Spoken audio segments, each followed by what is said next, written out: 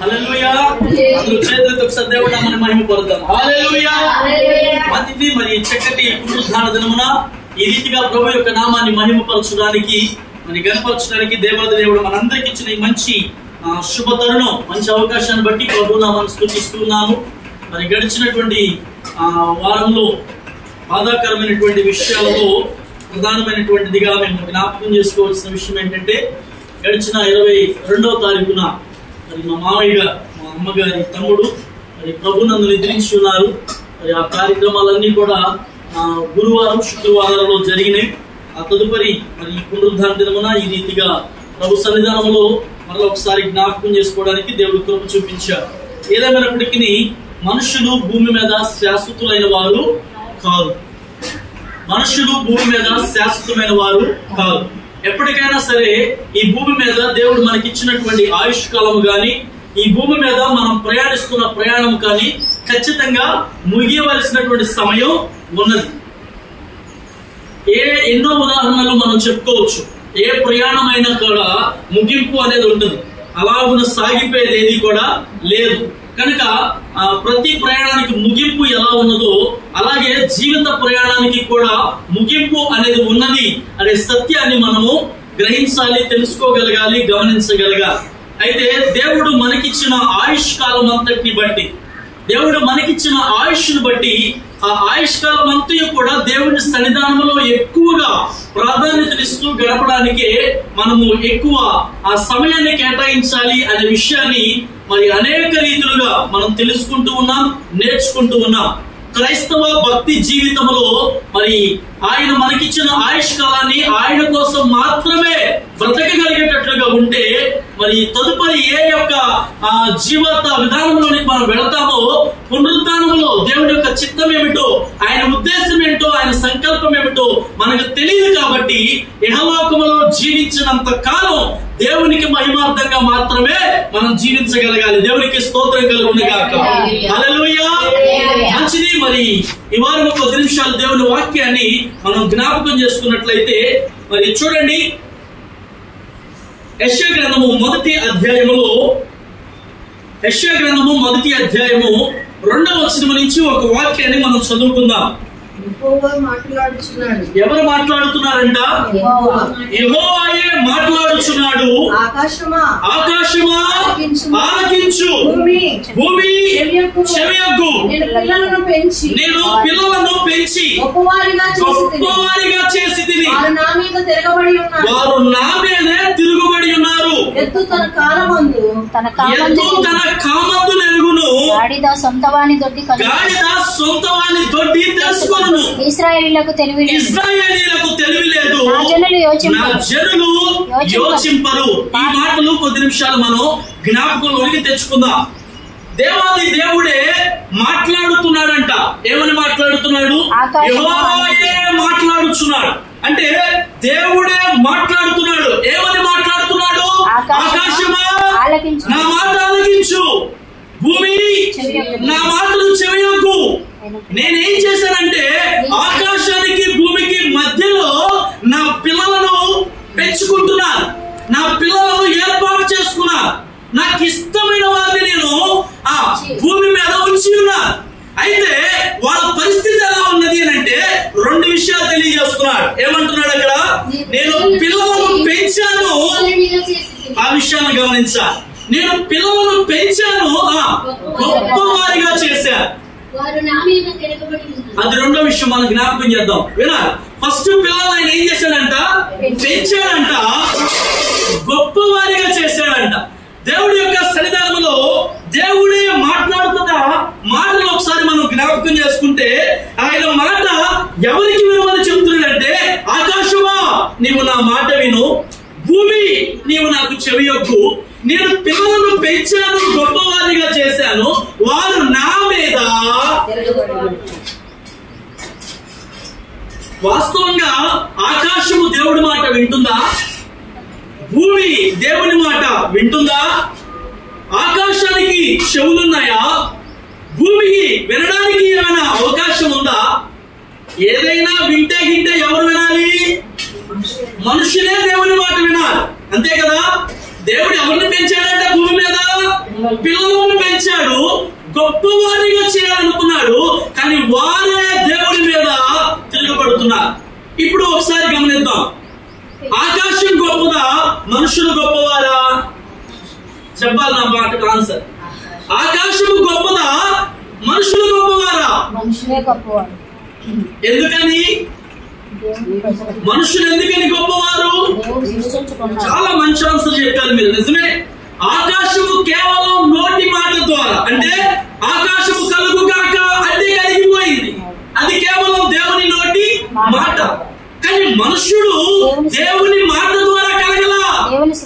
ఆమె దేవునికి స్తోత్రం కలుగునగాక.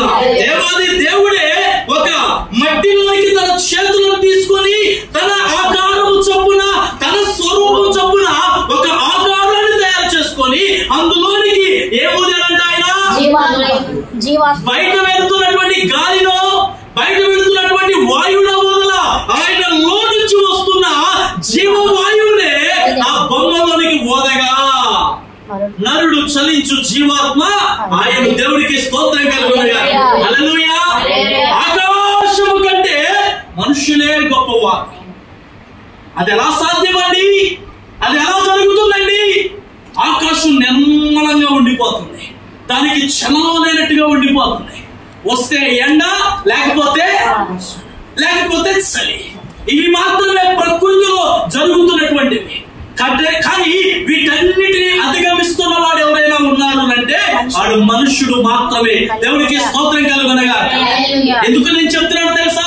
ఆకాశము అలా కనబడుతున్నదే కానీ అందులోనికి రైమంటూ దూసుకు వెళ్ళిపోగలిగినటువంటి ఒక గొప్ప అధునాతనమైనటువంటి శక్తిని కలుగగలిగిన వాడు.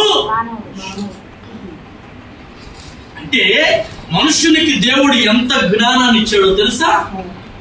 అందుకే అంటున్నాడు, నేను పిల్లలను ఏం చేశాడంట? పెంచాడు. కన్న తర్వాతగా పెంచేది. పిల్లలను కన్నాడు, తర్వాత పెంచాడు. ఎలా పెంచాడు? ఏ రీతిగా పెంచాడు? ఆయనకే ఎదురు తిరిగేంత వారిగా ఆయన పెంచాడా? క్లియర్ గా రాసేస్తున్నాడు అక్కడ మాటలు ఎంత స్పష్టంగా. యెహోవాయే మాట్లాడుతున్నా. ఏ భక్తుడు ఆయన యెషయా మాట్లాడుతున్నాడు అన్నాడా? భక్తుడైనటువంటి యెషయా గ్రంథంలో యెషయా మాట్లాడడంలా యెహోవాయే మాట్లాడుతున్నాడంట, దేవుడే మాట్లాడుతున్నాడు. అయితే ఆ మాటలు వినేవారు ఎవరైనా ఉన్నారు అంటే మనుషులు వినడంలా. ఆయన బాధను ఎవరికి చెప్పుకుంటున్నాడంటే ఆకాశానికి చెప్తున్నాడు. ఎందుకంటే ఈ భూప్రపంచంలో ఉన్న మనుషులు దేవుని మాట వినడం వల్ల, ఈ భూప్రపంచంలో దేవుని స్వరూపం చేత తయారు చేయబడినటువంటి మనుషులు దేవుని మాట వినడం లేదు కాబట్టి ప్రకృతితో దేవుడు మాట్లాడుతున్నాడు. దేవునికి మహిమ కలుగునగా. ప్రకృతితో దేవుడు మాట్లాడుతున్నాడు. ప్రకృతి అంటే మనకు తెలుసు, పంచభూతాలు మనకు తెలుసు. ఏమేమి ఉన్నాయి పంచభూతాలలో? గాలి, నీరు, నిప్పు, భూమి, ఆకాశం. వీటితోనే దేవుడు మాట్లాడుతున్నాడు. ఏమని మాట్లాడుతున్నాడు చూసారా? పంచభూతాలలో నేను పిల్లలను కన్నాను, పెంచాను, గొప్పవారిగా చేశాను. కానీ ఈ రోజున వారు నా మాట వినడం లేదు. వినకపోవడం వల్లనే ఏమొస్తుందో తెలుసా? తిరుగుబాటు వస్తుంది, ఎదురాడేతనం వస్తుంది. మాట వినడం అనేది చాలా శ్రేష్టమైనటువంటి పద్ధతి.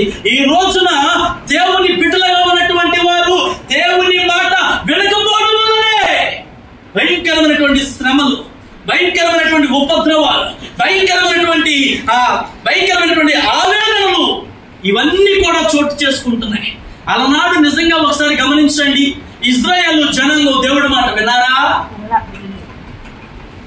భక్తులైన వారు దేవుని మాట విన్నారు కానీ ప్రజలైన వారు ఎవరు కూడా దేవుని మాట. అరే నీళ్ళు అయిపోయినాయి అంటే గొడవ, ఆహారం లేదంటే గొడవ, సరైనటువంటి విధానంలో నడిపించకపోతే అన్నిటికీ పేచీలు, అన్నిటికీ గొడవే. మరి వీరు ఎవరి స్వరూపం? చెప్పాలి. మనుషుడు ఎవరి స్వరూపం? దేవుని స్వరూపం అయి ఉండి దేవునికే ఎదురుబాటు. అంటే సృష్టించిన సృష్టికర్తనే వాళ్ళు ఎదురాడుతున్నటువంటి సమస్య, ఎదురాడుతున్నటువంటి విధానం. ఒక ఆశ్చర్యకరమైన విషయాన్ని గమనించండి, ఒక ఆశ్చర్యకరమైన విషయాన్ని గమనించాలి. దేవుని మాట ప్రకృతి అంతా కానీ మనుష్యుడు వినడవలేదు. మనుష్యుడు వినడవలేదు. ఇది ఎంత పైశాచికమైనటువంటి విధానం ఒకసారి ఆలోచించండి. మనుష్యుడి చేతి ద్వారా తయారు చేయబడినటువంటి మనుష్యుడే దేవుని మాట వినకపోతే ఇంకెవరు దేవుని మాట వినాలి? ఇంకెవరు దేవుని మాటలు లెక్క చేయాలి? ఈ రోజున దేవుని మాట వినకపోవటం బట్టి ఎంత శాపాన్ని, ఎంత నష్టాన్ని, ఎంత శిక్షను కొని తెచ్చుకుంటున్నారో తెలుసా? ఒకంత దేవుని మాటలు జాగ్రత్తగా ఆలోచించమని మనవి చేస్తూ ఉన్నా. గురువారం రాత్రి వినాలి దయచేసి. గురువారం రాత్రి నేను మా బావగారు వేరొక ఇంట్లోకి వెళ్ళి ఉన్నప్పుడు మాకు నిద్ర పట్టకపోతే కొన్నిసేపు చాలా విషయాలు మేము మాట్లాడుకుంటూ ఉన్నాం. ఆ విషయాలు మాట్లాడుతున్నప్పుడు ఒక సంభాషణ వచ్చింది మా మధ్య. మాట్లాడే సందర్భంలో బావ నాతో మాట్లాడుతూ మాట్లాడారు. పేతురు నీకు తెలుసు కదా, ఆ పేతురుకి యేసుక్రీస్తు వారు ఏం చెప్పారో తెలుసా అని అడిగాడు ఆయన. ఏం చెప్పాడు బావగారు? ఇప్పుడు నేను చెప్పే మాట ప్రకారం కొంచెం లోతుకి నడిపించు. అదే కదా మనం మాట్లాడుకున్నాం, కొంచెం లోతుకి నడిపించు. అసలు పేతురు ఎవరు? ఆ తర్వాత సంగతి. అసలు ఆయన చేసే వృత్తి గజేతగాడు. అంటే సముద్రం నలు మూలాల ఎక్కడ ఏ చేపలు పడతాయో, ఏ సమయానికి పడతాయో, ఎప్పుడు వల వేయాలో, ఎప్పుడు అవి పట్టాలో ఆయనకి తెలుసు. అన్ని తెలుసు ఆయనకి. ఎంత లోతులోకి వెళ్ళినా మరలా ఈత కొట్టుకుంటూ పైకి రాగలిగిన గజేతగాడు. అక్కడ రాస్తాడు వాక్యంలో, రాత్రంతా శ్రమ పడ్డారంట. ఒకటన్నా కనీసం ఒక చిన్న చేప అయిన వారికి. అప్పుడు ఆ బాగా నాతో చెప్తున్నారు ఆ మాటలు. అప్పుడు పేతురు అంత కష్టపడ్డాడు, ఏమైనా ప్రయోజనం ఉందా? అప్పుడు యేసయ్య ఏమన్నాడు?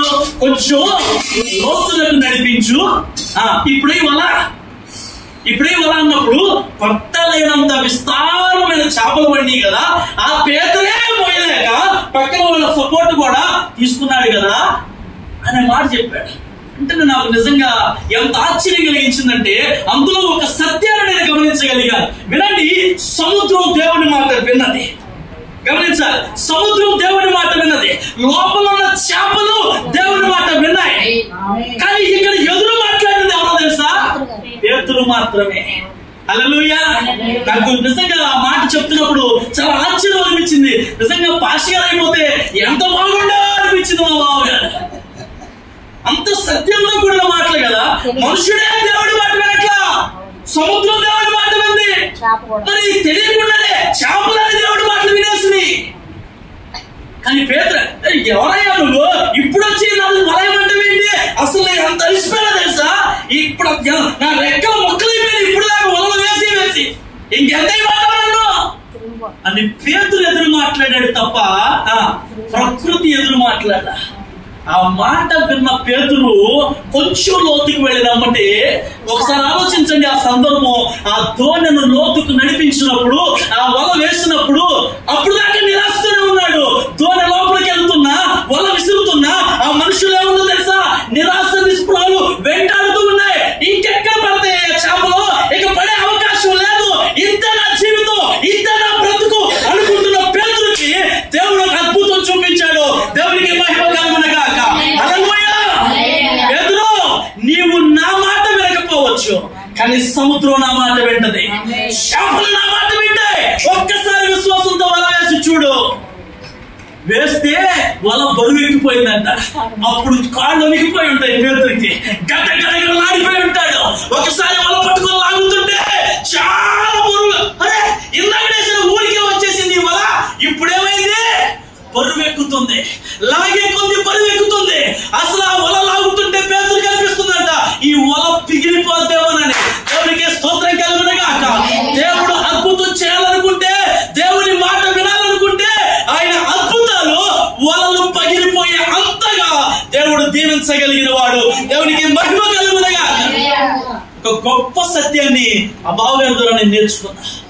ఇప్పుడు అనుకున్నా నేను, నిజమే కదా, దేవుని మాట వినుంటే ఎన్ని ఉపద్రవాలైనా, ఎన్ని శ్రమలైనా, ఎన్ని ఇరుకులైనా, ఎన్ని ఇబ్బందులైనా మనల్ని ఆయనే దాటించువాడై ఉన్నాడు. వెంటనే నాకు ఇంకొక మాట వచ్చింది, కానీ సందర్భం మారిపోయింది. కానీ ఇంకొక మాట నాకు జ్ఞాపకం వచ్చింది. యోనా జ్ఞాపకం వచ్చాడు. ఏం చెప్పాడు దేవుడు? నానా, తర్షీషుకు వెళ్ళయ్యా, 150,000 మంది నశించిపోతున్నారయ్యా. ఎక్కడికి వెళ్ళమన్నాడు? తర్షీషుకు వెళ్ళమంటే నినివేకు పోయాడా? నినివేకు వెళ్ళమంటే తర్షీషు వెళ్ళాడా? చదవండి యోనా గ్రంథం ఒకసారి చూడండి. దేవుడు ఎక్కడికి వెళ్ళమంటే ఆయన ఎక్కడికి వెళ్ళాడు? యోనా గ్రంథం 1వ అధ్యాయం.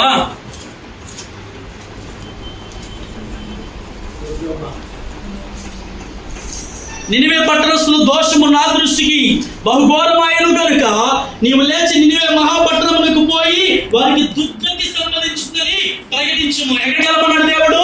నినివే పట్టణానికి వెళ్ళమన్నాడు. ఆ పట్టణానికి వెళ్ళి అక్కడ సువార్త ప్రకటించు.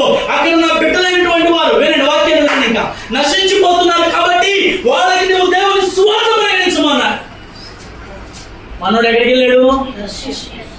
విన్నాడు ఆ మాట? వినలేదంట. వెంటనే దేవుడి యొక్క గ్రహింపు కలిగినటువంటి వారందరూ కూడా ఆ ఓడలో ఉన్నారు. దేనికి వచ్చిందో ఈ ఉపద్రవం? భయంకరమైన విస్తారమైన తుఫాను వచ్చిందంట.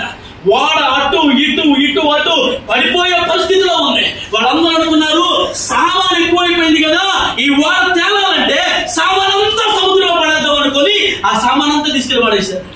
అప్పటికేమైనా తగ్గిందా? అప్పటికేమైనా నెమ్మదించిందా?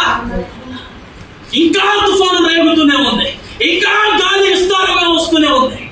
అప్పుడు వాళ్ళు అనుకున్నారంట మేమేమైపోతాము అనుకున్నారు. అప్పుడు యోనా మాట్లాడతాడు, ఈ శ్రమ నా వల్లనే వచ్చిందయ్యా, ఈ కష్టం నా వల్లే వచ్చిందయ్యా, నేను దేవుని మాట వెనకపోవటం వల్లనే వచ్చింది. నన్ను ఎత్తి సముద్రంలో పడవేమో. ఎవరండి ఈయన? ఎవరో యోనానే. ఎవరో ప్రవక్త అండి. ఆయన ఒక ప్రవక్త. ఆ ప్రవక్త అంటాడు దేవుడి మాట నేను వినలేదు కాబట్టి నన్ను ఎత్తి. ఏం మాయవాను ఇనుంటే నీకు ఆ బాధ ఉండేది కాదుగా. ఓకే రైట్, దేవుడు చెప్పాడు నువ్వు వెళ్ళా, నిన్నెత్తి సముద్రంలో పడేస్తే దేవుడు ఎంత ప్రేమపోయాడో తెలుసా? నా మాట లేదు, ఈ యోన ఇక్కడ చచ్చిపోవాలనుకోని దేవుడు వదిలేయచ్చుగా. దేవుడు ఏం చెప్పాడు? తిమింగలానికి ఆర్మిచ్చాడు అంట అక్కడ. గమనించండి ఎంత ఆశ్చర్యము. అంటే సముద్రంలో ఒక పెద్ద తిమింగలం, మనిషిని మింగగలిగిన తిమింగలం, ఆ మనుషుని మింగుతున్నప్పుడు గాని కనీసం ఆ తిమింగలముకున్నటువంటి పన్ను కూడా ఆ ప్రవక్తకు తగలకుండా కడుపులో దాచుకుందంట. దేవునికి స్తోత్రం కలుగును గాక. హల్లెలూయా. మనుషుడు దేవుడి మాట వినడంలా, కానీ ప్రకృతి దేవుని మాట వింటుంది.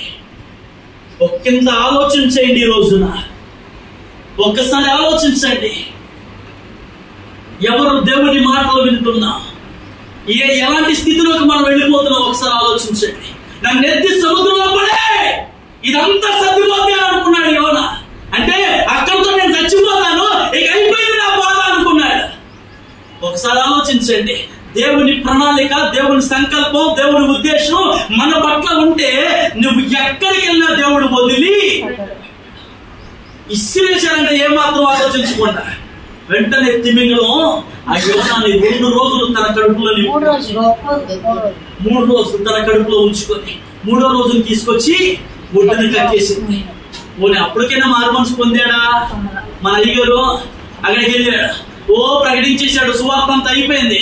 ఆ ప్రకటన విన్నటువంటి వారందరూ కూడా 3 రోజులు ఉపవాసం ఉన్నారు. కనీసం పశువులు కూడా గడ్డి వేయలేదంట, ఆహారం తీసుకోకుండా 3 రోజులు ఉపవాసం ఉన్నారు. వారి ఉపవాస ప్రార్థన చూసిన దేవుడు వారిని క్షమించాడు, రాబోతున్న ఉగ్రతను తప్పించాడు. దేవునికి స్తోత్రం కలుగును గాక. హల్లెలూయా. మరలా యోనా గారికి కోపం వచ్చిందంట. వీళ్ళు ఒక సొర చెట్టు పాదు దగ్గర కూర్చున్నాడు. ఆ సొర చెట్టు పాదు బాగా విస్తారంగా పెరిగింది, మంచి నీడని ఇచ్చింది. వెంటనే అది మరలా ఎమ్మటే ఎండిపోయిందంట. అప్పుడు యోనా గారికి కోపం వచ్చింది. నిజమా? నేను ఎంత ప్రకటన చేసి వచ్చి ఇక్కడ కూర్చుంటే ఎంత విస్తారంగా పెరిగిన పొద ఒక్కసారిగా మరలా, అందుకేనయ్యా నేను రాననేది చేయననేది. నువ్వు ఉపయోగం నీవు కటాక్షము జాలియు బహు శాంతమును అత్యంత కృపగల దేవుడు. 4వ చివరి అధ్యాయం చదువుతున్నారు అనుకోండి. చివరి వచ్చిన పశ్చాత్తాపడి కీడు చేయక మానదు అని నేను తెలుసుకొని ముందుగానే శిష్యులకు పారిపోతుంది. నేను ఇక బ్రతుకుట కంటే చచ్చుట మేలు. యెహోవా నన్ను ఇక బ్రతుకునీయక సంభవం యెహోవాకి మనవి చేశాడు. అందుకు యెహోవా దేవుడు మాట్లాడుతాడు ఒక మాట, మంచి మాట. నీవు కోపించుట న్యాయమా అని అడిగాను. అప్పుడు యోనా పట్టణం నుండి పోయి బస చేసి అతడి పందిరి ఒకటి వేసుకొని పట్టణంలోకి ఏమి సంభవించిందో చూచినని అనుకుని ఆ నీడను కూర్చొని ఉండగా దేవుడైన యెహోవా సొర చెట్టు ఒకటి ఏర్పరిచి అతనికి కలిగిన శ్రమ పోగొట్టుటకై అది పెరిగి యోనా తల మీదగా నీడగా ఇచ్చినట్లు చేశారు. చూసి అబ్బా ఎంత నీడ దొరికిందని బాగా సంతోషించాడా. మరుసటి ఉదయం మందు దేవుడు ఒక పురుగుని ఏర్పరచగా వాడిపోయి ఎండకాయగా వేడిమ గల తూర్పు గాలి రప్పించాను. యోనా తలకు ఎండ దెబ్బ తగలగా అతను సొమ్మసిల్లి వచ్చిందా సొర చెట్టు చక్కగా నీళ్ళు ఇచ్చినప్పుడు అనుకున్నాడు ఎంత బాగుందో అనుకున్నాడు. అదొక్కసారి ఎండిపోయిన తర్వాత, అదొక్కసారి నీడ పోయిన తర్వాత ఇక నేను బతకడం కంటే చచ్చిపోవడం నయం అనుకున్నాడు. అప్పుడు దేవుడు మాట్లాడుతున్నాడు. ఏమన్నాడు? ఏమయ్యా సొర చెట్టు గురించి నువ్వు కోపడ్డం ఏమన్నా న్యాయమేనా అడగగా నా ప్రాణం పోయేంత కోపగించడం న్యాయమే అని అంటున్నాడు. ఒక రాత్రిలోగానే వాడిపోయిన ఈ సొర చెట్టు విషయంలో నీవు విచారించుచున్నావే. 120,000 కంటే ఎక్కువై కుడి ఎడమలు ఎరుగనటువంటి జనములు బహు పశువులు గల మహాబలము విషయంలో అంతే ముగించేశాడు. దేవునికి స్తోత్రం కలుగునుగా. ఒక సొర చెట్టు రోజులో వచ్చి రోజులో ఎండిపోయి మొత్తం పోయి చెట్టు కోసమే నువ్వు అంత కోపడితే, అంత ఆవేదన చెందితే 1,20,000 మంది కుడి ఎడమలు ఎరుగని జనం బహు పశు సంపద ఉన్నటువంటి నినివే పట్టణం నశించిపోతుంటే నాకు బాధ లేదా? నీ ఒక్కడి కోసం నేను అంతమందిని బాధపరచలేను, శ్రమ పెట్టలేను. అందుకే నీవు మరలా దేవుడు ఎలాంటి ముక్కుకు తాడేసైనా సరే లాక్కెళ్ళగలడు. అంత గొప్పవాడు మన దేవుడు. అంటే మాట వినేటట్లుగా చేయగలిగిన వాడు దేవుడై ఉన్నాడు. యెషయా గ్రంథంలో అదే రాస్తున్నాడు. ఏమంటున్నాడు అక్కడ కూడా ఒక మాట చెప్తాడు. చూడండి, ఎద్దు తన కామందు 3వ వచనం, ఎద్దు తన కామందు వెలుగును అంటే ఎద్దు అంట పెంచేవాడు ఎవరో తెలుసు అంట, దాని కామన్ ఎవరో తెలుసు అంట. చాలాసార్లు వినండి, గ్యాలల్ని రోడ్డు మీద వదిలేస్తారు. సాయంత్రం పొద్దున వదిలేస్తే అవి చక్కగా ఎక్కడో చాటకి వెళ్ళి మేత వేసి శుభ్రంగా తిని బొమ్మలో డొల్లాడి మరలా ఎటన్నా పోతాయా? మా ఇంటికి వస్తాయా? సోదరు ఇంటికి అది వెళ్తాయా? యాడికి వెళ్ళవని ఎవరైతే పంపించారో ఇప్పుడు చెప్పాడు. అడ్డికి శివులోకి వెళ్ళి నీ కాపురేనా అని చెప్పారా? గుర్రెలు కూడా అంతే, ఎటైనా పోతాయి మరలా కాపరి వెమ్మడే. అంటే సొంత వాని దొడ్డి. అరే పశువులకున్న జ్ఞానం కూడా ఎంత భయంకరమైన తిట్టో తెలుసా? కొన్నిసార్లు మనకు కోపం అంటే నువ్వు మనిషివా? అంటే పశువులకున్న జ్ఞానం మనుషులకి లేకుండా పోతుందని దేవుడు ఆనాడే ఆవేదన చెందినటువంటి విషయం. దీనికి మూలాధారం ఏంటంటే దేవుని మాట వినడం లేదు. ఈ రోజున కడుపులో పుట్టినటువంటి పిల్లలే మాట వినడం, మాట వినకపోతే శాపగ్రస్తులు అయిపోతాం. మాట వినకపోతే ఎలాంటి విపత్తు నాశనం వస్తుందో తెలుసా? జాగ్రత్తగా వినాలి. వినాలి. నీవు మనుషుని మాట వినినా వినకపోయినా నిన్ను సృష్టించిన సృష్టికర్త యొక్క మాట ఖచ్చితంగా దేవుని మాట వినాలి. అందుకే మత్తయి సువార్తలో రాస్తాడు, ఈ ప్రజలు కన్నులారా చూస్తున్నారు, చెవులారా వింటున్నారు, కానీ హృదయం అంట వీళ్ళకి గ్రహించడం లేదు. ఎందుకు గ్రహించలేకపోతుందంటే వీళ్ళ హృదయం రాస్తాడు క్రొవ్వినది అంటాడు. ఓ మాటలో చెప్పాలంటే దాన్ని బూతుగా అనుకుంటే ఏమంటారు, ఒళ్ళు అది అయింది వీళ్ళకి బాగా పట్టున్నారు వీళ్ళు. ఆ తిట్టు చెప్తున్నాడు ఆయన. కన్నులారా అన్ని చూస్తున్నారు, చెవులారా అన్ని, కానీ హృదయముతో ఆలోచించలేకపోతున్నారు.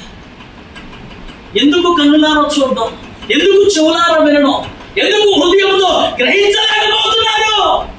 దేవుని మాట వినకపోతే ఇంకెవరి మాట వింటారు? మీకు ఒక మాట చెప్పి నేను నా ప్రసంగ ముగింపులోకి వస్తాను. చూడండి, ఆమోసు గ్రంథం చదవండి. ఆమోసు గ్రంథం, యోనా, ఓబద్యా, ఆ పక్కనే ఆమోసు 8వ అధ్యాయము 11వ వచనం. ఆమోసు గ్రంథం, యోనాకి యువతల ప్రక్క ఓబద్యా, ఓబద్యా పక్కనే ఆమోసు ఉంటుంది. 8వ అధ్యాయం 11వ వచనం. రాబో దినములందు దేశములో మహాక్షామము పుట్టిందును, అది అన్నపానములు లేకపోవడం చేత కలుగు క్షామము కాక యెహోవా మాటను వినకపోవుట వలన కలుగు క్షామముగా ఉండెను. ఇదే యెహోవా వాక్కు. కాబట్టి జనులు యెహోవా మాట వెదకుటకై ఈ సముద్రం నుండి ఆ సముద్రం వరకును, ఉత్తర దిక్కు నుండి తూర్పు దిక్కు వరకును సంచరించును, కానీ అది వారికి దొరకను.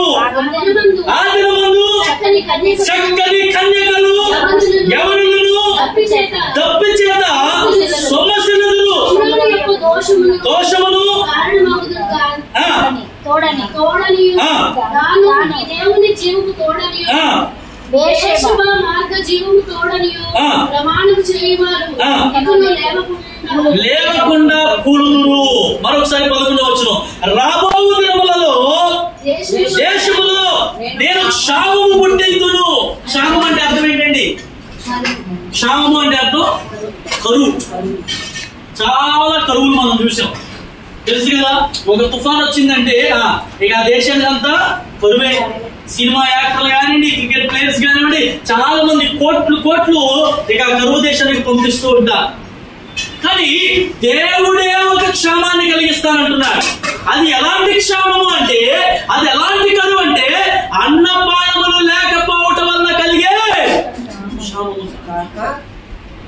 అది అన్నపానాలు లేక వచ్చే కరువు కాదు. మాట వినాలి జాగ్రత్తగా. అంటే అన్నపానాలు సమృద్ధిగా ఉన్నా, తినడానికి త్రాగడానికి సమృద్ధిగా ఉన్నా, ఎలాంటి క్షామం అంటే దేవుని మాట వినకపోవటం వలన వచ్చే కాబట్టి మనం గమనించవలసిన విషయం ఏంటంటే, దేవుని మాటలు రాబో దినాల్లో కరువైపోతాయి. అందుకే వాక్యం చెప్తుంది, సమయం ఉండగానే సద్వినియోగం చేసుకోవాలి. అజ్ఞానుల వలె కాక జ్ఞానం కలిగి నడుచుకోవాలి. చాలా జాగ్రత్తగా వినాలి. దేవుని మాట వినడం శ్రేష్టం. దేవుని మాట వినాలి. దేవుని మాట వినకపోవటం వలన ఆయన ప్రకృతితో మాట్లాడుతున్నాడు. ఆకాశమా ఆలకించు, భూమి ఒకసారి చెవి. నేనే నా పిల్లలను పెంచాను, చాలా గొప్పవారిగా చేశాను. ప్రపంచంలో ఎంతమంది ఉన్నారండి గొప్పవాళ్ళు? చాలా మంది ఉన్నారు. మనం కూడా గొప్పవాళ్ళమే. కానీ మనం ఏం చేస్తున్నామంటే గొప్పవారిగా ఉన్నాం, కానీ దేవుని మాట వినే స్థితిలో లేదు. ఒకటే ఆన్సర్, మన పిల్లలే మన మాట వినట్లేదు, ఇక దేవుని మాట వింటారు. మందిరానికి రమ్మంటే వచ్చే వాళ్ళు లేరు. ఏయో మాటలు మాట్లాడి తప్పించుకునే వాళ్ళు ఉన్నారు. కనుక దేవుని మాట వినకుండా తప్పించుకుంటే ఒకవేళ ఇహలోకంలో నువ్వు తప్పించబడతావేమో, కానీ ఆయన రాబో దినాల్లో ఏ మాత్రం కూడా తప్పించుకోనా లేవు. అదే చెప్తున్నాడు. నీ ఇంట్లో సమృద్ధిగా ఉంది, అదే అనుకున్నాడంటే ఒకడు, నా ప్రాణమా తిను తాగు సుఖించు, ఎందుకంటే మనకు చాలా వస్తుంది, తరాలు కూర్చొని తిన్నా తరగనే వస్తుంది. తిను, తాగు, సుఖించు. అప్పుడు అంటున్నాడు దేవుడు, ఓరి వెర్రివాడా, ఈ రాత్రే నీ ప్రాణం అడిగితే ఈ ఆస్తి, ఈ సంపద, ఈ తిండి ఇదంతా ఎవరి తగును, ఏమైపోవును. కాబట్టి ఇప్పుడే ప్రాణం ఉండగానే నీ దీపం ఉండగానే నీ ఇల్లు, ప్రాణం ఉండగానే ప్రభుని నమ్ముకో. ప్రభుని నమ్ముకో. దీపం ఉండగా ఇల్లు ఎలా చెక్క పెట్టుకుంటామో అలాగే ప్రాణం ఉండగానే దేవుని మాట మనం వినాలి. దేవుని మాట వినకపోతే శాపానికి, మరణానికి మనం పాత్రులమైపోతాం. కనుక ఈ ఉదయకాలంలో దేవుడు మనకు నేర్పిస్తున్న మాట, ఆఖరి మాట ఏంటి తెలుసా? రాబో దినాలలో భయంకరమైన క్షామం వస్తుంది. ఆ రోజున నువ్వు బైబిల్ తెలిసి చూద్దామన్నా, వాక్యం ఎక్కడన్నా చదువుదామన్నా, కనీసం ఎక్కడన్నా వాక్యం విందామన్నా దొరికే రోజులు కావాలి.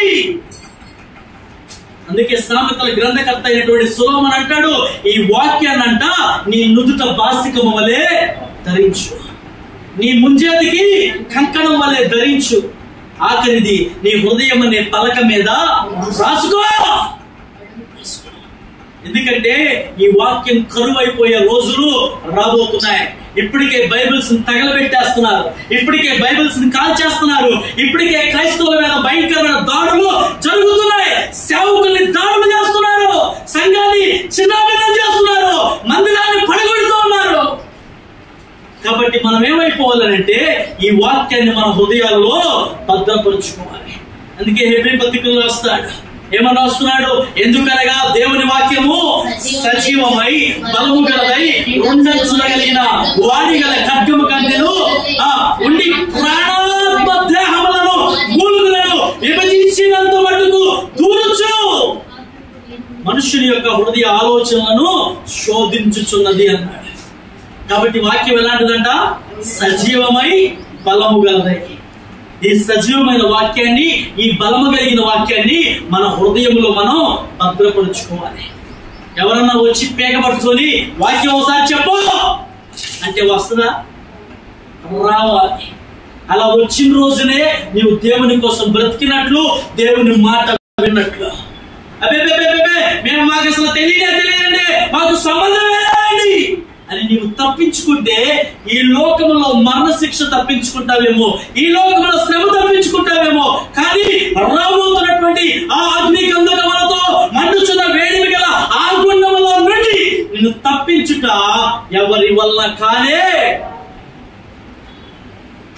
మరలా చెప్తున్నాను, ప్రకృతి దేవుని మాట వింటుంది. ఏమింటుంది? ప్రకృతి దేవుని మాట వింటుంది, కానీ వినని వాడెవరు? ఈ రోజున ఒకసారి జ్ఞాపకం చేసుకోండి, మనం దేవుని మాట వింటున్నామా? ఒకవేళ వినకపోతే భయంకరమైన కరువు నీ కోసం ఉంది. అది అన్నపానం వల్ల లేకపోయే క్షణం కాదు, దేవుని మాట వినకపోవడం వల్ల వచ్చే క్షామం. ఆ కరువును నువ్వు తట్టుకోలేవు, ఆ బాధను నువ్వు తట్టుకోలేవు, ఆ వేదనను నువ్వు తట్టుకోలేవు. కాబట్టి మిత్రమా, ఇప్పుడే సమయం, ఇదే మిక్కిలి అనుకూలమైన సమయం, ఇదే రక్షణ, ఇదే మిక్కిలి అనుకూలమైన సమయం. కాబట్టి ఈ సమయాన్ని వృధా చేసుకోవద్దు. దేవుని వాక్యం ఎక్కడ దొరికితే అక్కడ వాక్యాన్ని వినాలి. ఎప్పుడు ప్రతిరోజు దేవుని వాక్యాన్ని మనం నెమరవేస్తూ ఉండాలి. రోజుకి ఎన్నిసార్లు అన్నం తింటారు? చెప్పు, గట్టి చెప్పు. 3 సార్లు తింటారు. ఇంకొంచెం నాలాంటి వాడైతే చూసారా, నేను తినకపోయి నేను ముందే 4 సార్లు అని చెప్పి మీరు చూసారా? నేను 4 సార్లు తింటాను. ఏదో అన్నాం కదా అని చెప్పి నాకు అంటగట్టేస్తున్నాను. 4 సార్లు తినేస్తున్నాను. నేను ఇంకోటి అనేస్తున్నావు, నేనే 3 పూటలు. ఏమండి మరి అన్నం 3 పూటలు తింటున్నప్పుడు మరి ఎన్ని పూటలు తింటున్నా? ఏమన్నాడు? ఇదే జీవాహారం అన్నాడు. మరి జీవాహారం ఎన్నిసార్లు తింటున్నాం? గుర్తుంటే తింటాం, లేకపోతే లేదు. ఎప్పుడు అతక మీద అక్కడే ఉంటుంది ఆహారం, దాన్ని మాత్రం తినం. అదే మన రోజు తినేది మాత్రం 3 తింటాం, 4 తింటాం, మహా అయితే 5 సార్లు కూడా తింటాం. డాక్టర్ గారు కొంచెమే తినమన్నారు, కానీ ఎక్కువ సార్లు తినమన్నారు. ఇదే వంక. డాక్టర్ గారు కొంచెమే తినమన్నారు, కానీ ఎక్కువ సార్లు అంటమే బాపే. గంటకోసారి ప్లేట్లో పెట్టుకోవడం అది గుర్తుంటుంది మనకి. కానీ ఆహారం, జీవాహారాన్ని ఎన్నిసార్లు తినాలి? నెలలో ఒకసారైనా తింటున్నామా? ఒకసారైనా తీసుకుంటున్నామా? ఇక రానున్న దినాల్లో వాక్యం కరువైపోతుంది. కాబట్టి అలనాడున్నటువంటి భక్తులు దేవుని మాటలు విన్నారు. నిజంగా వారి జీవితాలు ధన్యకరముగా, ఆశీర్వాదకరముగా దేవుని జీవ గ్రంథంలో రాయబడి ఉన్నాయి అంటే అర్థం ఏమిటంటే వారు దేవుని మాట. ఆఖరి మాట, ఒక్క మాట చెప్పి నేను ముగించేస్తాను. బైబిల్ తీయాల్సిన అవసరం లేదు. ఏలియా అని ఒక భక్తుడు ఉన్నాడు. 450 మంది నుంచున్నారంటే ఎవరాళ్ళు? బైబిల్ ప్రవక్తలు. ఎంతమంది? 450 మంది. ఏలియా ఒక్కడే నిలబడ్డాడు. ఈ ఏలియా వాళ్ళతో మాట్లాడుతున్నాడు 450 మందితో. ఇదిగో మీకే ముందు అవకాశం ఇస్తున్నా, మీ దేవుడు చాలా గొప్పని, చాలా మంచి కార్యాలు చేస్తాడని, మీ దేవుడే గొప్ప అని మీరు నిరూపించుకోవాలని